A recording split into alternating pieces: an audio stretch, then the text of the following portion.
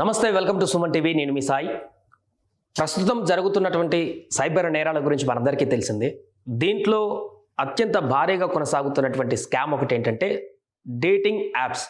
ఈ dating apps ద్వారా నిత్యం ఎక్కడో ఒక దగ్గర ఎంతో కొంతమంది నిత్యం బాధితులుగా మారుతున్నటువంటి పరిస్థితి. ఎవరో ఒకరు, అటు మహిళ అయినా అబ్బాయి అయినా, ఎవరో ఒకరు మాయ చేసి బురిడి కొట్టించేటువంటి ప్రయత్నం. తాజాగా దీనికి సంబంధించినటువంటి ఒక పూర్తి కథనం చూసేటువంటి ప్రయత్నం చేద్దాం. డేటింగ్ యాప్స్తో అసలు ఏం జరుగుతుందనేటువంటి విషయానికి సంబంధించి పూర్తిగా దీనివల్ల ఎలాంటి ఇబ్బందులు ఉన్నాయో ఒకసారి చూసేటువంటి ప్రయత్నం చేద్దాం. అందమైన రూపం, ఆకర్షించే సంపాదన, ఒక్క క్లిక్తో ఆనందాన్ని ఆస్వాదించవచ్చు కనికట్టు.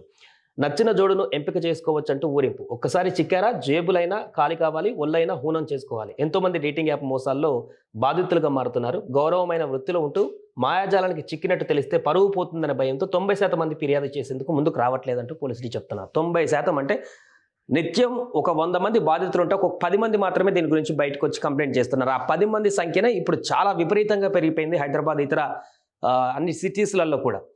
అంటే ఇంకా బయటికి రానటువంటి వాళ్ళ సంఖ్య చూస్తే రోజు నిత్యం వేల సంఖ్యలో ఏదో ఒక పట్టణాలలో ఈ యొక్క డేటింగ్ యాప్స్ ద్వారా మోసపోతూ బతుకును ఆగం చేసుకుంటున్నటువంటి పరిస్థితి. మొత్తం చూద్దాం. ఐటీ ఉద్యోగిని జీవిత భాగస్వామి కోసం డేటింగ్ యాప్లో వెతికింది. ఐటీ ఉద్యోగిని ఒక అమ్మాయి జీవిత భాగస్వామ్యం కోసం డేటింగ్ యాప్లో వెతికింది. యువకుడి ప్రొఫైల్ నచ్చి ఓకే చేసి చెప్పింది. యూకేలో వైద్యుడినంటూ పరిచయం చేసుకొని వ్యక్తిగత అవసరాల కోసం 15 లక్షలు కొట్టేసి మోకం చాటేశారు ఒకతను. రైట్. యాప్లో పరిచయమైన యువతికి పెళ్లి చేసుకుంటానని నమ్మించాడు. ముహూర్తం కోసం ఎదురు చూడగా అప్పటికే పెళ్ళైనట్టు తెలిసిన బాధితురాలు పోలీసులకు ఫిర్యాదు చేశారు. ఇంకో కంప్లైంట్ ఇది.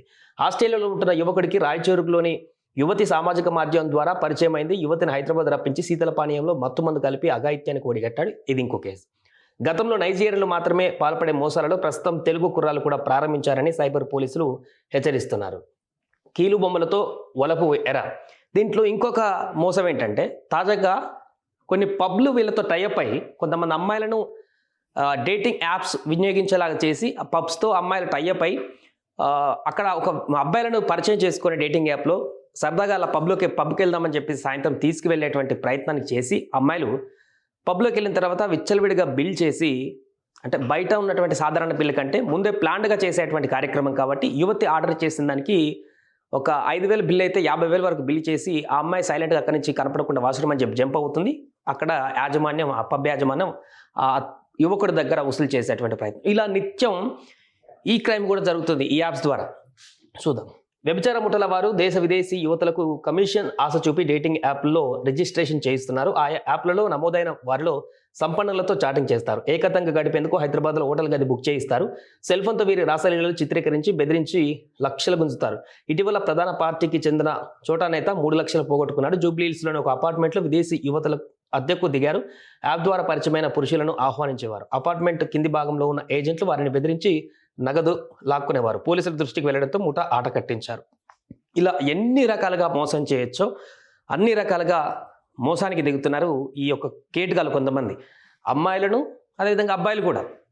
సో ఈ రకమైనటువంటి వల పన్నుతో వారిని బాధితులుగా చేసి పూర్తిగా వారి దగ్గర నుంచి డబ్బంతా కుల్లగట్టడమే కాకుండా అవసరమైతే వారిపైన దాడి చేసేయడానికి కూడా ముందుకు వెళ్తున్నటువంటి పరిస్థితి. అందుకనే పోలీసులు హెచ్చరిస్తున్నారు, ఇలాంటి యాప్స్ జోలికి వెళ్ళకూడదు. ఇక్కడ ఒక అమ్మాయి చూసాం, ప్రొఫైల్ నచ్చి ఓకే చెప్పింది. జీవిత భాగస్వామి కోసం డేటింగ్ యాప్లో ఎతికిందంట.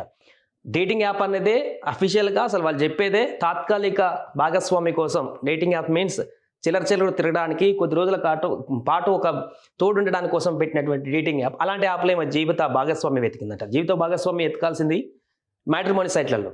సో ఈమె ఇక్కడ ఎతికి బోల్తా పడినటువంటి పరిస్థితి. సో ఆ యాప్కి వచ్చినోడే అంతకుముందు చాలామంది ఆ అమ్మాయిలతో చాట్ చేస్తూ ఆ కార్యక్రమాన్ని కొనసాగిస్తుంటారు. అమ్మాయి కూడా డేటింగ్ యాప్లోకి వచ్చారంటే చాలామందితో ఈ యొక్క కార్యక్రమం కొనసాగిస్తూ ఉంటారు, చాటింగ్ ఇలాంటి సందర్భంలో ఆ అమ్మాయి అక్కడ మోసపోయినటువంటి పరిస్థితి. ఏదేమైనా కూడా ఇలాంటి నేరాలు రోజు రోజుకు పెరుగుతున్నటువంటి సందర్భంలో పోలీసులు చెప్తున్నటువంటి హెచ్చరిక ఏంటంటే ఇలాంటి వాటిని నమ్మకండి. నమ్మి ఎక్కడో ఎవరో తెలియనటువంటి వ్యక్తులు పిలిచారని చెప్పేసి ఇతర ప్రాంతాలకి నమ్మి ఒంటరిగా వెళ్ళేటువంటి ప్రయత్నం చేయకండి. అంతేకాకుండా డబ్బులు అడిగితే వారికి ఇచ్చేటువంటి ప్రయత్నం చేయకండి అంటూ కూడా వారు హెచ్చరిస్తున్నారు. సుమన్ టీవీలో మీ పర్సనల్ అండ్ బిజినెస్ ప్రమోషన్స్ కోసం కింది నెంబర్కి కాంటాక్ట్ చేయండి.